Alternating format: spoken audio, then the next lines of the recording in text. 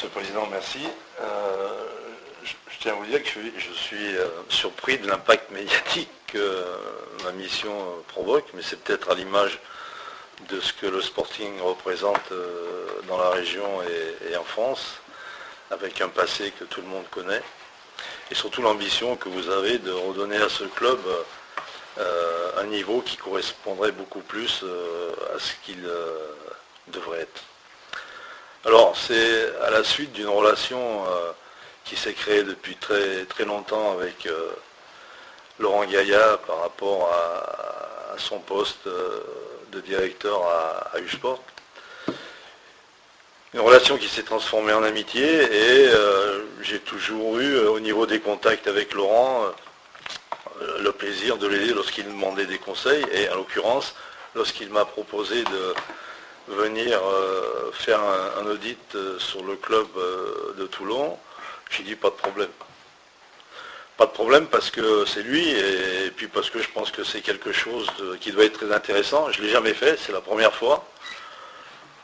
Mais comme je l'expliquais au président tout à l'heure, dans ma carrière, j'ai été beaucoup plus un manager général dans les clubs qu'un entraîneur qui fait une séance et qui rentre chez lui en préparant celle du lendemain.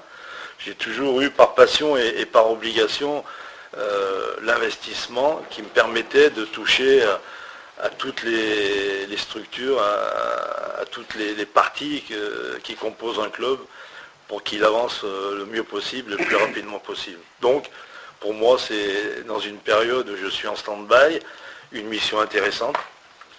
Et sachez que j'y mettrai tout le cœur et tout le temps qu'il faudra pour obtenir un maximum de renseignements, soit par les personnes, soit par ma propre sensation, pour, à la fin de cet audit, faire un rapport qui puisse vous aider pour l'avenir. Avec, je tiens à le préciser, aucune ambition personnelle quant à un poste d'entraîneur au Sporting, et je l'ai expliqué aux entraîneurs en place, parce que j'ai vécu ça, moi, en étant de l'autre côté de la barrière, et je reconnais que lorsque ça m'est arrivé, je n'ai pas été très positif, parce qu'on s'imagine toujours des choses qui mettent en péril votre poste ou des choses qui dérangent. Puis à la sortie, on se rend compte que de temps en temps, avoir le regard et les sensations de personnes extérieures à un club, c'est beaucoup plus positif que négatif. Je n'ai aucun état d'âme avec personne. La seule personne que je connais, c'est Laurent.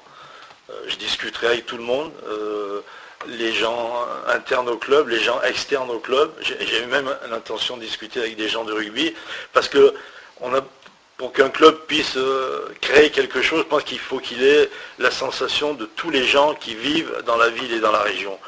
Et quelles que soient ces personnes-là, je pense qu'on peut en tirer du profit pour faire le moins d'erreurs possible. Parce qu'à la sortie, qu'est-ce qui compte? C'est que le club retrouve une place le plus haut possible, qui est la Division 1. C'est un club qu'il a connu, qu'il a apprécié, et on peut y arriver. Le tout, c'est d'être compétent, bien sûr, et patient. Donc, c'est dans cet objectif-là que je suis venu, et j'espère faire mon travail, si on peut appeler ça un travail, je dirais ma passion, le plus sérieusement possible et le plus efficacement possible. Et j'espère que toutes les personnes que j'interrogerai et avec lesquelles je passerai un moment seront le plus sincères possible et se lâcheront pour que je puisse avoir un maximum d'impression pour l'aspect de l'avenir du Sporting. Je vous remercie d'être aussi nombreux et en espérant qu'on se revoit dans des circonstances encore plus intéressantes. Merci. Merci à vous.